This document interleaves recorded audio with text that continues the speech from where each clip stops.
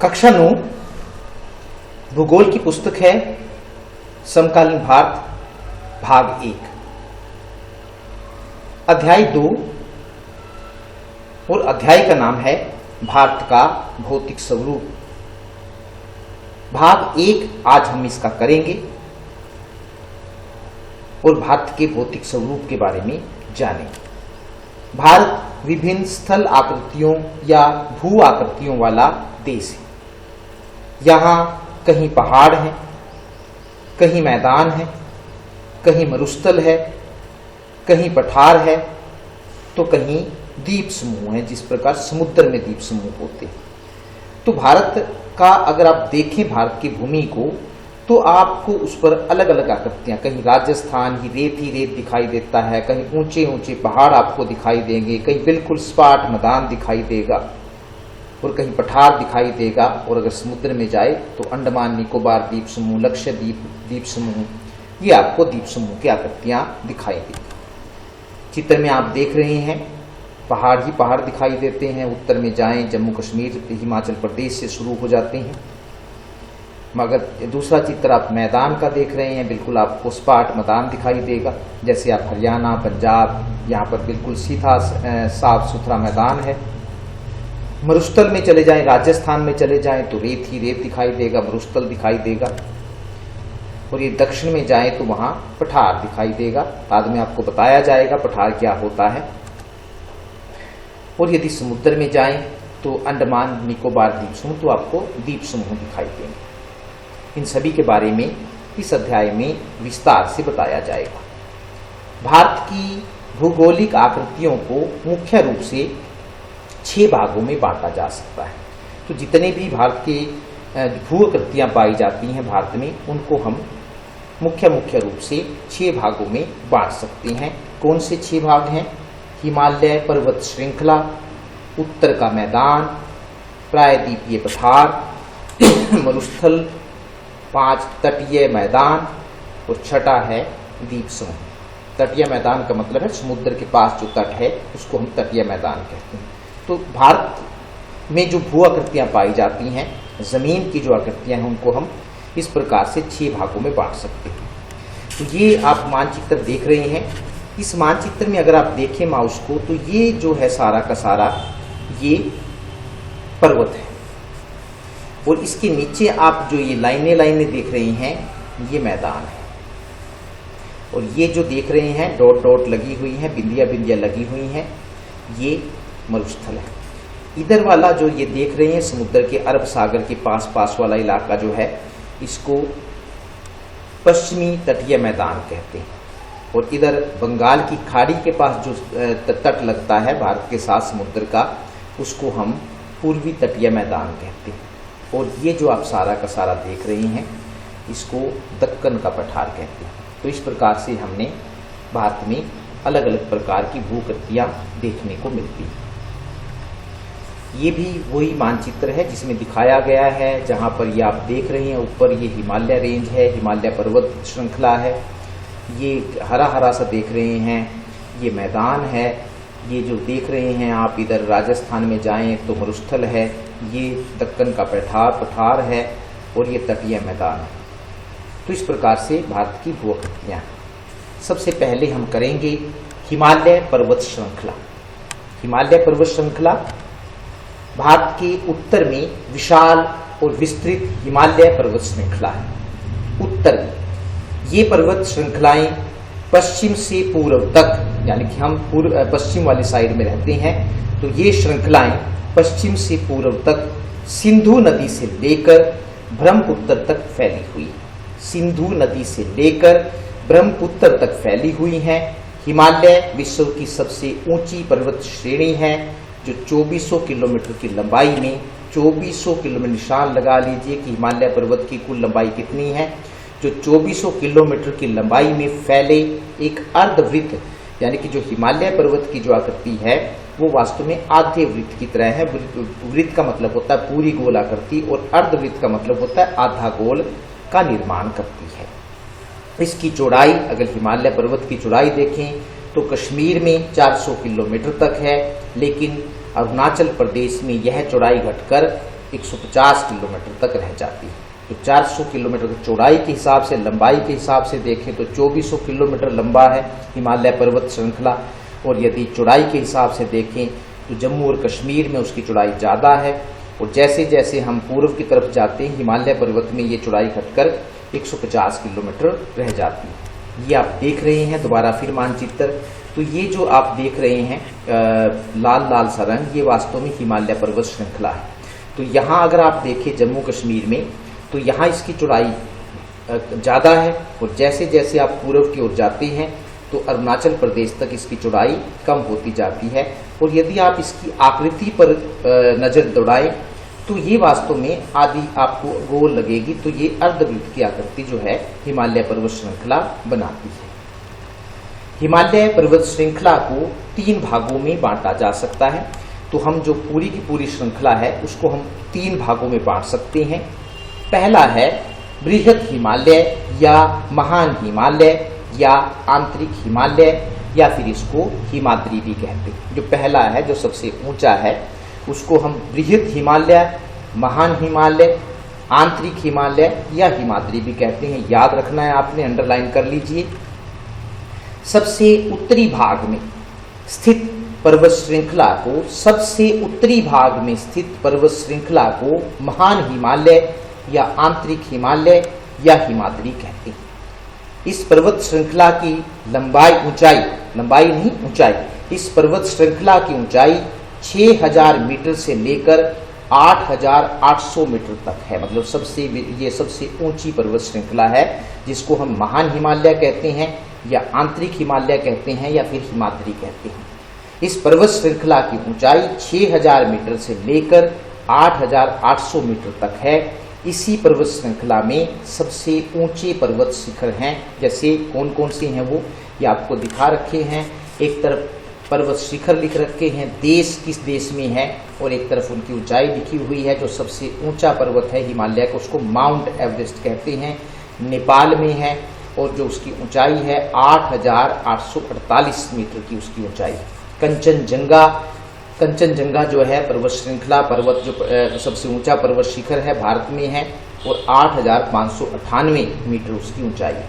इसी प्रकार मकालू तीसरे नंबर पर आता है, नेपाल में है, 8481 मीटर उसकी ऊंचाई है। धौलागिरी भी पर्वत शिखर है। ये जो शिखर का मतलब है जो पर्वत अलग से ऊंचे दिखाई देते हैं। धौलागिरी नेपाल में है, इसकी जो ऊंचाई है 8172 मीटर है। नंदा देवी आपने सुना होगा, भारत में है, ये पर्वत शिखर है, और इसकी ऊंचाई जो है वो 7817 मीटर है। इसी प्रकार अन्नपूर्णा पर्वत शिखर है, ये हिमालय पर्वत के ही पर्वत शिखर हैं हिमालय के, नेपाल में है, 8078 मीटर इसकी ऊंचाई है। तो विश्व के जो सबसे ऊंचे पर्वत शिखर हैं वो हिमालय पर्वत श्रृंखला में पाए जाते हैं। सबसे ऊंचा जो पर्वत शिखर है वो माउंट एवरेस्ट है, और आपने याद रखना है किस देश में है और कितनी उसकी ऊंचाई है। महान हिमालय के पर्वत शिखर हमेशा बर्फ से ढके रहते हैं, क्योंकि बहुत ऊंचे हैं और पूरे 12 के 12 महीने बर्फ से ढके रहते हैं। दूसरे नंबर पर आता है मध्य हिमालय, या हिमाचल भी कहते हैं उसको, या निम्न हिमालय भी कहते हैं, क्योंकि हमने हिमालय पर्वत श्रृंखला को ऊंचाई के आधार पर बांटा हुआ है। तो जो सबसे उत्तर में है उसको महान हिमालय का नाम दे रखा है, जो उसके नीचे आता है मध्य हिमालय, हिमाचल या फिर निम्न हिमालय इसको कह लीजिए। महान हिमालय या हिमाद्री के दक्षिण में स्थित पर्वत श्रृंखला को मध्य हिमालय या हिमाचल या निम्न हिमालय के नाम से जाना जाता है। हिमाद्री के यानी कि महान हिमालय के जो दक्षिण में स्थित है उस पर्वत श्रृंखला को मध्य हिमालय या हिमाचल या निम्न हिमालय के नाम से जाना जाता है। इस पर्वत श्रृंखला की ऊंचाई 3700 मीटर से लेकर 4500 मीटर के बीच है। जो महान हिमालय है वो एक ऊंची पर्वत श्रृंखला है, तो ये थोड़ी कम आ जाती है मध्य हिमालय, और इसकी जो ऊंचाई है वो 3700 मीटर से लेकर 4500 मीटर के बीच है। शिमला, धर्मशाला, मसूरी, डलहौजी जैसे पर्वतीय पर्यटक स्थल, इनमें आप जाते हैं या लोगों को आपने सुना है कि वो अपनी गर्मी की छुट्टियां बताने के लिए शिमला जाते हैं या फिर धर्मशाला, मसूरी। तो तो ये जो पर्वतीय स्थल है, पर्यटक स्थल इनको कहते हैं। डलहौजी जैसे पर्वतीय पर्यटक स्थल इसी श्रेणी में पाए जाते हैं, यानी कि मध्य हिमालय श्रृंखला में पाए जाते हैं। और तीसरा है हिमालय पर्वत श्रृंखला का जो 3 भागों में बांटा गया है वो है शिवालिक। हिमालय की सबसे बाहरी, जहां से हिमालय शुरू होता है वहां से हम बात कर रहे हैं। हिमालय की सबसे बाहरी श्रृंखला को शिवालिक कहा जाता है।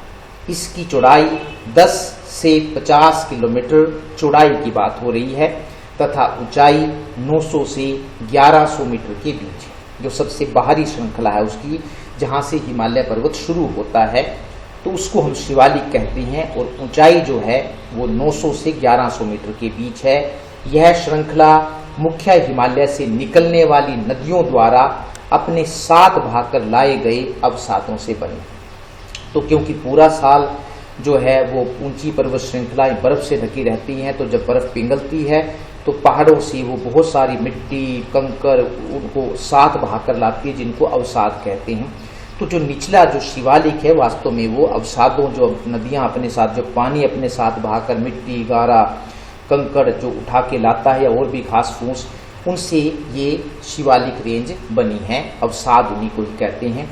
तो ये जो श्रृंखला है शिवालिक, मुख्य रूप से हिमालय से निकलने वाली नदियों द्वारा अपने साथ भागकर लाए गए अवसादों से बनी है। उसके बाद इसमें एक आता है दून, किसे कहते हैं, आपने सुना होगा देहरादून। तो आपने कभी इस बात पे गौर नहीं किया होगा, दून क्या है, दून किसे कहते हैं। ध्यान से अंडरलाइन कीजिए कि दून होता क्या है। निम्न हिमालय तथा शिवालिक के बीच, जिसको हम मध्य हिमालय कहते हैं, निम्न हिमाचल तथा शिवालिक के बीच स्थित लंबवत घाटी जो होती है, 2 पहाड़ों के बीच में जो खाली जगह होती है उसको घाटी कहते हैं, और वो लंबवत होती है बिल्कुल। तो निम्न हिमाचल और शिवालिक के बीच स्थित लंबवत घाटी को दून कहा जाता है। जो बीच में उनके रास्ता होता है, तो आपकी समझ में आ गया होगा, जैसे देहरादून, कोटली दून, पाटली दून आदि। तो आपने इसको याद रखना है कि दून होता क्या है। ब्रह्मपुत्र नदी हिमालय की पूर्वी सीमा बनाती है। पूर्व में हिमालय एक तीखा मोड़ बनाते हुए ब्रह्मपुत्र, अगर पूर्व में जाएं तो उसकी पूर्वी सीमा निर्धारित करता है, उसके बाद हिमालय का जो पर्वत है वो खत्म हो जाता है। तो ब्रह्मपुत्र नदी हिमालय की पूर्वी सीमा बनाती है। पूर्व में हिमालय एक तीखा मोड़ बनाते हुए फैल जाता है। यहाँ पर इसे पूर्वांचल या पूर्वी पहाड़ियों के नाम से जाना जाता है। तो पूर्व वाला हिस्सा जो हिमालय का है उसको पूर्वांचल कहते हैं। पूर्वांचल में पटकाई, नागा, मिजो तथा मणिपुर पहाड़ियां शामिल हैं। अगर आप यहाँ देख रहे हैं तो ये जो है ये ब्रह्मपुत्र नदी है, जिसको चीन में त्सांगपो कहते हैं, और ये यहाँ से भारत में प्रवेश करती है अरुणाचल प्रदेश से, और यहाँ पर ये इसकी पूर्वी सीमा निर्धारित करती है। और इसको जो ये वाला इलाका है, पूरा जो हिमालय पर्वत है, इसको हम पूर्वांचल या पूर्वी पहाड़ियों के नाम से जानते हैं। हिमालय का वर्गीकरण नदी घाटियों की सीमाओं के आधार पर भी किया गया है। उदाहरण के लिए सतलुज और सिंधु के बीच स्थित हिमालय के भाग को पंजाब हिमालय के नाम से जाना जाता है। जो वर्गीकरण जो है सिर्फ महान हिमालय, मध्य हिमालय और शिवालिक के रूप में नहीं किया गया है। हिमालय से जो बहुत सारी नदियां निकलती हैं, उन नदी घाटी के आधार पर भी हिमालय का वर्गीकरण किया है। जैसे इसमें बताया गया, उदाहरण के लिए सतलुज और सिंधु के बीच स्थित हिमालय के भाग को पंजाब हिमालय के नाम से जाना जाता है। ध्यान से आपने अंडरलाइन कीजिए कि जो सतलुज आपको आगे दिखाया जाएगा कि सतलुज और जो सिंधु नदी है उसका बीच कहाँ है। तो जो सतलुज एवं सिंधु नदी के बीच स्थित हिमालय के भाग को पंजाब हिमालय के नाम से जाना जाता है, लेकिन पश्चिम से पूर्व तक क्रमशः से कश्मीर और हिमाचल हिमालय के नाम से भी जाना जाता है। नक्शा आप देख रहे हैं, ये ऊपर जो आप देख रहे हैं, यहाँ से जो नदी निकलती है, ये वाली देख रहे हैं आप, ये सिंधु नदी है। अपने मानचित्र में देख रहे होंगे, स्क्रीन पर आपको दिखाई दे रही है, इंडस इसको कहते हैं, हिंदी में इसको सिंधु नदी कहते हैं। जम्मू कश्मीर से गुजरती है। और ये आप एक और नदी देख रहे हैं, ये जो निकली हुई है, ये सतलुज नदी। तो इन दोनों के बीच में जो इन 2 नदियों के बीच में जो हिमालय आता है उसको हम पंजाब हिमालय कहते हैं। जो आपको माउस के जरिए दिखाया जा रहा है। सिंधु नदी दिखाई हुई है आपको, यहाँ से मानसरोवर झील से निकलती है, यहाँ से निकलकर वो पंजाब में से होकर पाकिस्तान में से होकर बहती है, सिर्फ थोड़ा सा हिस्सा ही भारत में से निकलता है। इसी प्रकार सतलुज नदी भी मानसरोवर इधर से निकलती है और ये सतलुज नदी का मार्ग है जहाँ से वो जाकर बहती है और ये भी बाद में आकर सिंधु नदी में मिल जाती है। तो इन दोनों नदियों के बीच में जो हिमालय आता है उसको हम पंजाब हिमालय के नाम से जानते हैं। इसी प्रकार सतलुज तथा काली नदियों के बीच स्थित हिमालय के भाग को कुमाऊं हिमालय के नाम से जाना जाता है। दोबारा फिर मैं आपको बता रहा हूं, सतलुज और काली नदियों के बीच स्थित हिमालय के भाग को कुमाऊं हिमालय के नाम से जाना जाता है। ये भी देख लेते हैं कहाँ है। आप जरा ध्यान से मानचित्र देख रहे हैं तो ऊपर लिखा हुआ है काली नदी भारत में प्रवेश करने पर शारदा नदी बन जाती है। ये जो काली नदी आप देख रहे हैं ये वाला, ये काली नदी है। जब ये नेपाल से निकलती है तो काली नदी कहती है और जैसे ही इसको भारत में प्रवेश करती है तो ये शारदा नदी बन जाती है। तो ये आप देख रहे हैं, बाद में फिर ये शारदा नदी भी गंगा में मिल जाती है।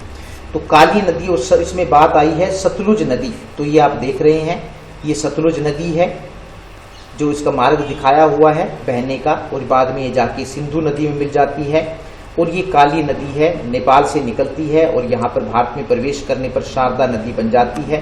तो इसके बीच में जो ये हिमालय पर्वत श्रृंखला आती है, ये वाला ऊपर वाला जो है, जो आपको बताया सिंधु और सतलुज के बीच का जो हिमालय है उसको पंजाब हिमालय कहते हैं, और सतलुज और काली नदी के बीच का जो हिमालय है उसको कुमाऊं हिमालय कहते हैं। तो इस प्रकार से भी उसका बंटवारा किया हुआ है। आगे है काली और तीस्ता नदियों के बीच, काली और तीस्ता नदियों के बीच स्थित हिमालय के भाग को नेपाल हिमालय कहते हैं। अलग अलग हिमालय नदियां जहां से निकलती हैं और जहां से उसको वो बांटती है उनके आधार पर भी हिमालय पर्वत का वर्गीकरण किया गया है। तो इसी प्रकार का एक अगला वर्गीकरण है, काली और तीस्ता नदियों के बीच स्थित हिमालय के भाग को नेपाल हिमालय कहते हैं। ये भी देख लेते हैं नेपाल हिमालय कहाँ तक है। तो मैंने आपको दिखाया था ये काली नदी है, ये यहाँ से निकलती है। जब नेपाल से निकलती है तो काली कहलाती, भारत में प्रवेश करती है तो शारदा बन जाती है। और ये जहाँ पर नेपाल खत्म होता है यहाँ से ये तीस्ता नदी निकलती है। ये छोटी सी आप देख रहे हैं, सिक्किम से निकली है, ऊपर आप सिक्किम देख रहे हैं, तो ये तीस्ता नदी है। तो यहाँ तक का जो काली नदी से लेकर और तीस्ता नदी तक जो हिमालय पर्वत है उसको हम नेपाल हिमालय कहते हैं। काली नदी, और ये काली नदी यहाँ से निकली है तो यहाँ से शुरू होकर और तीस्ता नदी तक जो हिमालय आता है उसको नेपाल हिमालय के नाम से आपने अच्छी प्रकार से मानचित्रों को देखना है और ये पता लगाना है कि कहाँ पर पंजाब हिमालय है, कहाँ पर कुमाऊं हिमालय है और कहाँ पर नेपाल हिमालय है। तीस्ता नदियों तक ये फैला हुआ है। इसी प्रकार तीस्ता और दिहांग नदियों के बीच स्थित, तीस्ता और दिहांग नदियों के बीच स्थित हिमालय के भाग को असम हिमालय के नाम से जाना जाता है। जो बच गया है उसको हम असम हिमालय के नाम से जानते हैं। अब तीस्ता और दिहांग नदियों के बीच को देख लेते हैं कौन सा क्षेत्र आता है। तो तीस्ता नदी आपको बताया गया है कि सिक्किम से निकलती है और नेपाल जहां पर खत्म होता है तीस्ता।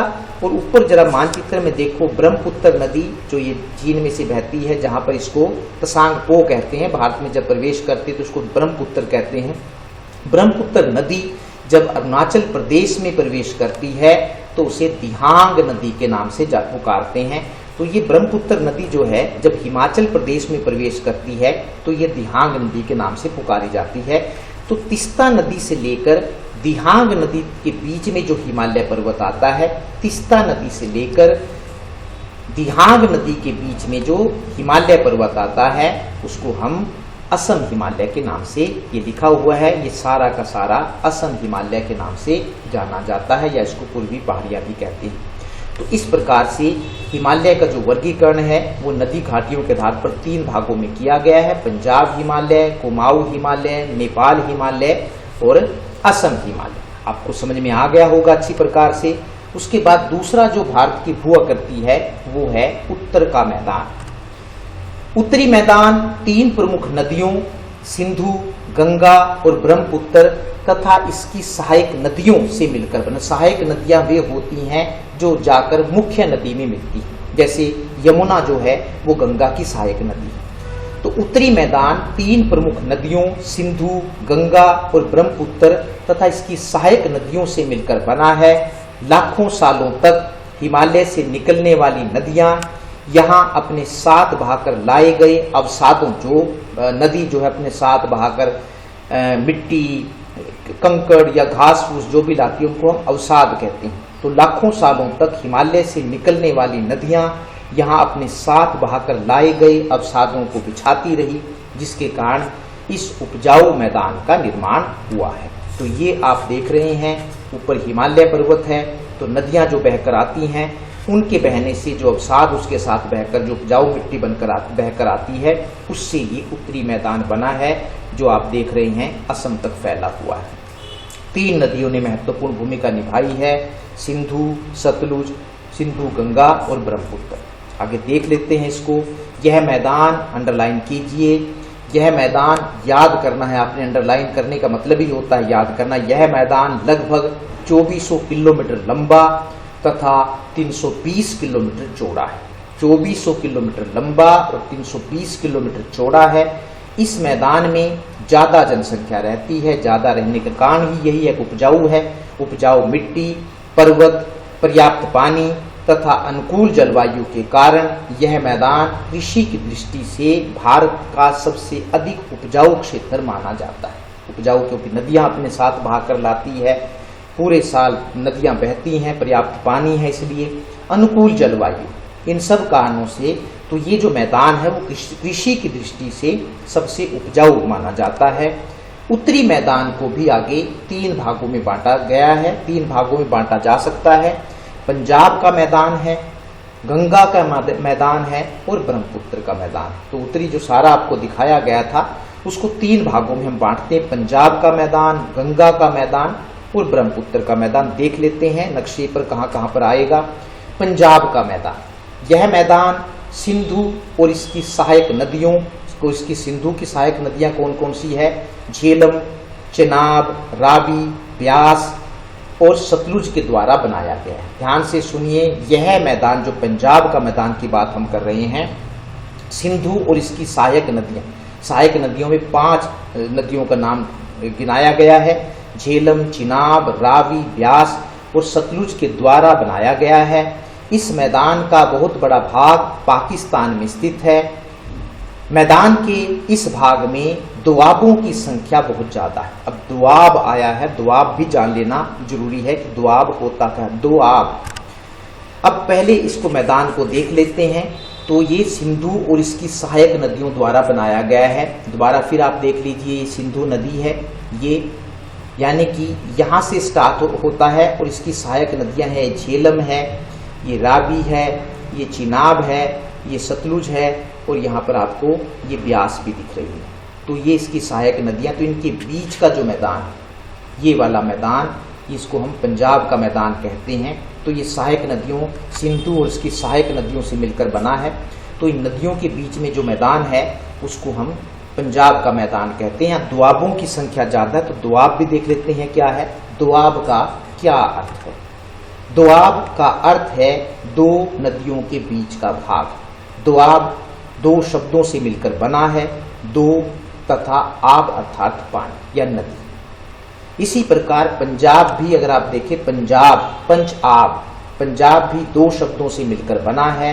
पंच का अर्थ होता है 5 और आब का अर्थ होता है पानी या नदियां, जहां पर 5 नदियां बहती हैं। 5 नदियां आपको बताई थी कि कौन कौन सी 5 नदियां पंजाब में बहती हैं। दोबारा फिर देख लीजिए, झेलम, चिनाब है, रावी है, ब्यास है और सतलुज है। ये 5 नदियां बहती हैं, इसलिए उसको पंजाब कहते हैं। तो दोआब का मतलब है 2 नदियों के, जैसे अगर हम कहें सिंधु और झेलम, ये 2 नदियां हैं, तो इनके बीच ये जो क्षेत्र है ये दोआब कहलाएगा। इसी प्रकार, तो इस प्रकार से इनको दोआब हम कहते हैं। तो 2 नदियों के बीच जो स्थान होता है उसको दोआब कहते हैं, जो क्षेत्र होता है उसको दोआब के नाम से जाना जाता है।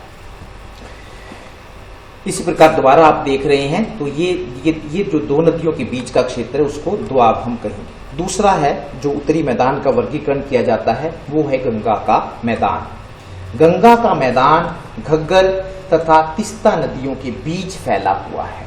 गंगा का मैदान घग्गर, अब आपको घग्गर मानचित्र पर दिखाएंगे और तीस्ता आप थोड़ा बहुत जान गए हैं क्योंकि पीछे हमने तीस्ता नदी के बारे में बता दिया। गंगा का मैदान घग्गर तथा तीस्ता नदियों के बीच फैला हुआ है। यह मैदान हरियाणा, दिल्ली, उत्तर प्रदेश, बिहार, झारखंड के कुछ भाग तथा पश्चिम बंगाल तक फैला हुआ है। जो गंगा का मैदान है, याद रखने हैं कौन कौन से राज्य इसमें आते हैं। हरियाणा, दिल्ली, उत्तर प्रदेश, बिहार, झारखंड के कुछ भाग तथा पश्चिम बंगाल तक फैला हुआ है। तो आप ये देख रहे हैं तो गंगा से निकलती है और तीस्ता नदी के बीच, तीस्ता नदी ये है, यहाँ पर गंगा नदी आप देख रहे हैं ये निकली हुई है और गंगा के ऊपर ही यमुना नदी निकली हुई है। तो जो यहाँ से शुरू होता है हरियाणा, दिल्ली इसमें आ जाते हैं क्योंकि हरियाणा में से होकर गंगा यमुना नदी बहती है और बाद में जाकर वो गंगा नदी में मिल जाती है। तो यहाँ से ये जो सारा का सारा मैदान है ये यहाँ तक तीस्ता नदी तक, तीस्ता नदी ये तीस्ता नदी है, तो आपको दिख भी रहा होगा मानचित्र पर आपके दिखा रखा है। तो यहाँ से जो मैदान शुरू होता है, इधर वाला जो मैदान है वो पंजाब का मैदान कहलाता है और यमुना से जो शुरू होता है तो ये गंगा, ये सारा का सारा तीस्ता नदी तक ये गंगा का मैदान कहलाता है। उसके बाद है ब्रह्मपुत्र का मैदान। ब्रह्मपुत्र का मैदान कौन सा है? ब्रह्मपुत्र का मैदान असम में स्थित है। दोबारा फिर हम नक्शा आपको दिखाते हैं मानचित्र। ये ब्रह्मपुत्र नदी है और ये अरुणाचल प्रदेश में से प्रवेश करती है और पूरे असम में से होकर बहती है और बाद में फिर वास्तव में आके गंगा नदी में ही मिल जाती है। तो इस प्रकार ये जो नदी अपने साथ अवसादों को बहाकर लाती है, इससे जो है असम के मैदान का निर्माण हुआ है, तो इसे असम का मैदान कहते हैं। नमस्कार।